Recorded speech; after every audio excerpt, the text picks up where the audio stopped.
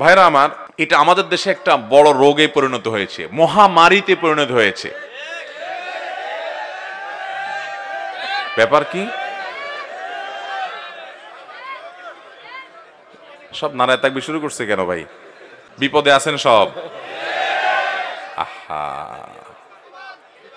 মেয়ের বাবা যারা আছেন ভালো করে শুনে রাখেন, খুব সিরিয়াস কথা। আমি বিভিন্ন সময় বলার চেষ্টা করি, বিয়ে বরকতপূর্ণ হওয়ার জন্য 3টি পূর্ব শর্ত আছে। কোরআন এবং হাদিস ঘাঁটলে, আমাদের বর্তমান অবস্থাকে রিয়ালাইজ করলে, গবেষণা করলে প্রতীয়মান হয় যে 3টি বিষয় আছে, যে বিষয়গুলো থাকলে বিবাহ বরকতময় হবে। আমি সব সময় বলার চেষ্টা করি, ভালো করে শুনে রাখেন। মহরের পরিমাণ বেশি করার মধ্যে বিয়েতে কোনো বরকত তো নিহিত থাকেই না, কল্যাণ তো থাকেই না, বরং উল্টাটা। নবী করিম সাল্লাল্লাহু আলাইহি সাল্লাম থেকে যে সমস্ত হাদিস বর্ণিত হয়েছে সেগুলো যদি আপনি সামনে রাখেন, একটা হাদিস আছে, ইন্না আযমান নিকাহি বারাকাতান আইসারুহা মাউনাহ, সবচেয়ে বরকতময় বিয়ে হলো সেই বিয়ে যে বিয়েতে মহরের পরিমাণ সবচেয়ে সহনীয় থাকে, কম থাকে। তাহলে 10 লাখ 20 লাখ টাকা মহর হলে সে বিয়ে বরকতময় হবে? হ্যাঁ, ছেলে যদি ওইরকম সামর্থ্যবান হয় তাহলে 10 লাখ টাকা 10 কোটি টাকাও দিতে পারে, সেটা তো ভিন্ন বিষয়, তার সামর্থ্য অনুযায়ী সে দিবে।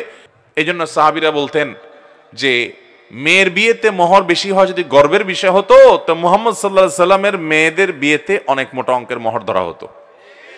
তোমাদের মেয়েরা তাদের চাইতে বেশি দামি হতে পারে না, তাহলে কেন অত টাকা মোহর ধার্য করছো? আজ বিয়েকে কঠিন করা হচ্ছে, শুধু মোহর কেন, বিয়েতে এতগুলো বাজার লাগবে, না হলে ছেলেকে খোঁচাখুচি করা হবে, এত সব মানুষ খাওয়াতে হবে, না হলে বিয়ে করতে পারবে না। বিয়ে মানে একটা মহা কঠিন কাজ, ঠিক না বে ঠিক?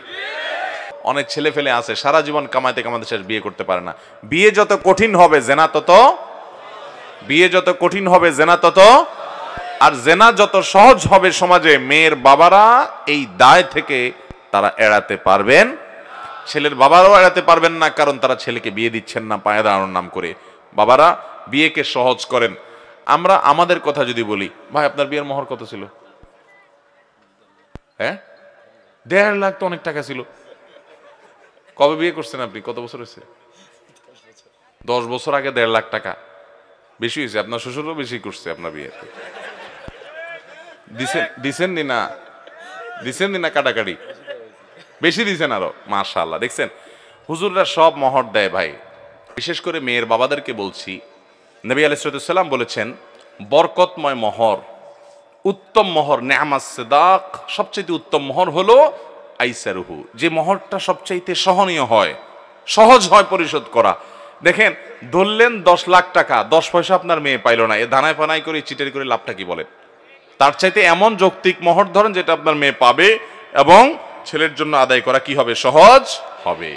আমি বিভিন্ন জায়গায় বলি, যদি অনেক বেশি মোহর ধরে ফেলছে, আগে কিছু বলতে পারেন নাই, তাহলে এখন স্ত্রী বরাবর দরখাস্ত লিখবেন, বরাবর মোহতারামা স্ত্রী, বিষয় মোহর কমিয়ে দেওয়ার আবেদনপত্র যথাবিহিত সম্মান প্রদর্শন পূর্বক নিবেদন, এই যে আমি আপনার হতভাগা স্বামী, আমার বিয়ের সময় এত মোটা অঙ্কে মোহর ধরা হইয়াছিল, আমি ইহা কোনোভাবেই আদায় করিতে সক্ষম নই, বিধায় আপনি অনুগ্রহ করে আমার মোহর কমাইয়া দিয়া বা কিস্তিতে পরিশোধ করবার সুযোগ দিয়া বাধিত করিবেন।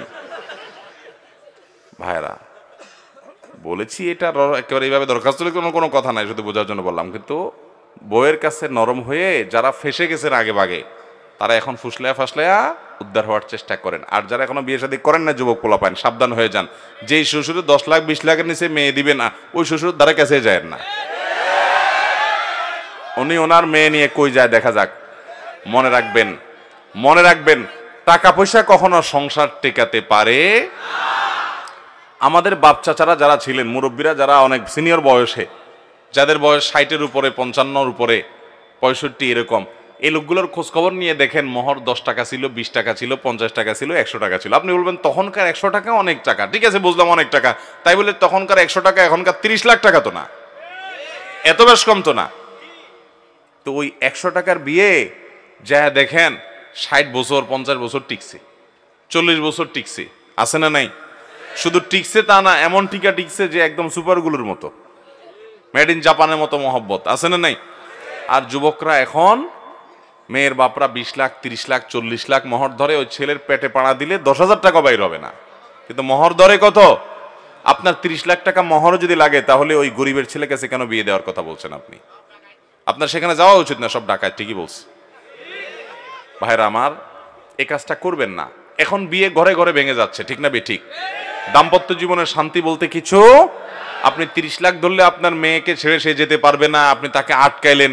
এই বিয়ের মোহরটা এরকম ফালতু উদ্দেশ্যে আল্লাহ তাআলা নির্ধারণ করেন নাই, বরং বিয়ের মোহরটা স্ত্রীর প্রাপ্য, যতটুকু সে দিতে পারবে ততটুকু ধার্য করবেন এবং পুরোটা দিয়ে দিবেন। খবরদার ছেলেরা কিন্তু এই ফান্দে পা দিবেন না। 10 লাখ 20 লাখ 30 লাখ বললে বলবেন যে আমার সামর্থ্য এটা আছে, এর বাইরে নাই। আমার নিজের বিয়েতেই আমার মামার শ্বশুর আরো অনেকে ছিলেন, মারা গেছেন, আল্লাহ তাআলা আমাদেরকে জান্নাত নসিব করুক, একটু বলা বলি করতেছিলেন, যে মোড়ামুড়ি করতেছিলেন। আমি বললাম না, আমি এর বেশি দিতে পারবো না, আমার এটার ব্যবস্থা আছে আলহামদুলিল্লাহ, এর বেশি আমি দিতে পারবো না, সাফ কথা। আমি পুরোটা দিয়ে দিছি এবং যত হুজুর আছে খোঁজ করে দেবেন, সব হুজুররা দিয়ে দিছেন। এই মামলার বেশিরভাগ আসামি হলো এই 20 লাখ 30 লাখ পাটিয়ালা লোকেরা। 20 টাকাও দেওয়ার খবর নাই, ধরে রাখছে কত? 20 লাখ। মেয়ের বাবারা, আপনারা কিন্তু আল্লাহর কাছে জবাবদিহি করতে হবে। বিয়েটাকে সহজ করেন। আপনার মেয়ের সুখ শান্তি এই মোহরের বড় ফিগারের মধ্যে নিহিত হতে পারে না।